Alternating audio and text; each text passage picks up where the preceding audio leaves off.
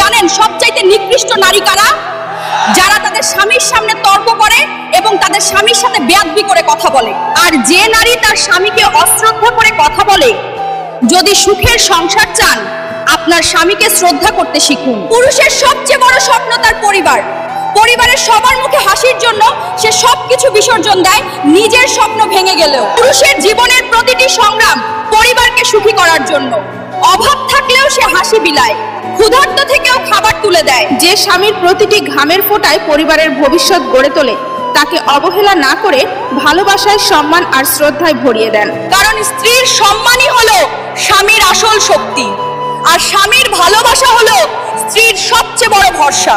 আমি একজন নারী হয়ে বলছি, স্বামী শুধু সংসারের চালক নয়, সে আমাদের আনন্দের সূর্যরশ্মি এবং আশার আলো। যদি তাকে সম্মান করেন তবে পরিবার আলোয় ভরে উঠবে। ঠিক যেমন বেশি লবণ তরকারির স্বাদ নষ্ট করে দেয়, একইভাবে স্ত্রী যদি অতিরিক্ত কিটকিট করে তবে পরিবারের ভালোবাসা নষ্ট হয়ে যায়।